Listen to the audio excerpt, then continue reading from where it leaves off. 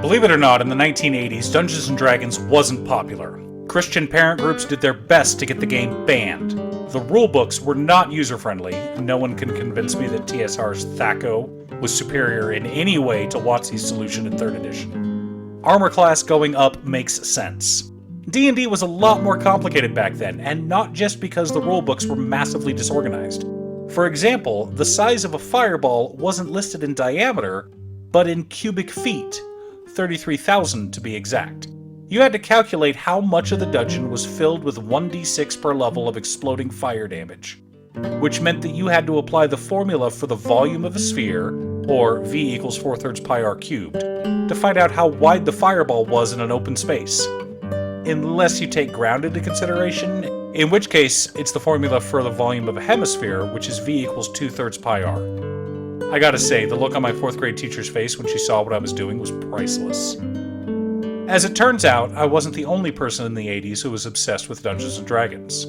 There were nerds all over the world who loved coming together, rolling dice, and creating their own tales of daring do. Some of them wrote down their adventures. Some of those writings became published. In 1986, Dungeon Master Ryo Mizuno began publishing stories of his adventures in Comptique magazine. Those stories grew in popularity and eventually evolved into some of the first and most influential Japanese high fantasy novels. They would become known as the Record of Lodoss War. And in 1990, a studio you may have heard of, called Madhouse, created a 13-episode OVA based on that series. Episode 1 begins with ancient history. We get to see the fall of the gods and the creation of the Isle of Lodoss. And yes, it's just a backstory for the world building done as narration. But look at this artwork. It's stunningly gorgeous. Hand-painted, textured, meticulous. Every frame is breathtaking. After the opening, episode 1 puts us right in the middle of the story. Our heroes, a young human knight, an elf, a dwarf, a wizard, a cleric, and a rogue, have to pass under a mountain through an ancient monster-filled dwarven ruin. All the classic fantasy tropes are there. The priest is the peacemaker, trying to keep things calm between the dour dwarf and the haughty elf. The wizard is wise from years of study, and the rogue has picked up tidbits of knowledge from his travels. And the young hero, Parn, just tries to absorb everything around him.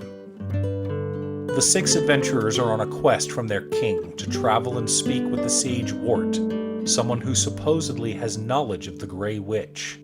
The immortal sorceress has been stirring up trouble on the Isle of Lodoss for centuries, and the king wants her stopped. This time, for good. The next few episodes backtrack a bit. We get to see how the party was formed, learn more about everyone's backstory and reasons for going on an adventure together. After a few episodes of this, the story catches back up and the plot is off and running. I don't want to spoil anything, but there are dragons, wars, cursed weapons, duels over volcanoes with tragic villains, and a host of other classic fantasy tropes to look forward to. Now, this OVA is over 30 years old. A lot of older anime do not stand the test of time. They are too cheesy or silly or downright bad by today's standards. Don't believe me? Try showing your teenage child who grew up on My Hero Academia and the Fruits Basket remake something like Trigun, or Ghost in the Shell Standalone Complex. Then again, that may just be my kid rebelling against all things classic. Old things are cringe, as they are fond of telling me. But after over 3 decades, Record of Lodoss War still stands up. Is it perfect? Absolutely not. But it is still a great watch. Fun characters, plot progression, good, if dated, animation. And you can watch both the original OVA and the 2 core series, Record of Lodoss War Chronicles of the Heroic Knight, over on Funimation. I know, Funimation was bought by Crunchyroll. But Crunchyroll is taking its sweet time moving older anime over to its platform. Fortunately, you can still watch it for free, albeit with commercials. Now, to modern fantasy watchers, the show may feel tropey and predictable.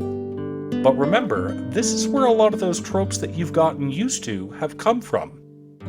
Dour, burly dwarves wielding axes, understanding stonework, those came from Dungeons & Dragons, and were in turn based on Tolkien's dwarves. Of course, Tolkien didn't invent the idea of dwarves.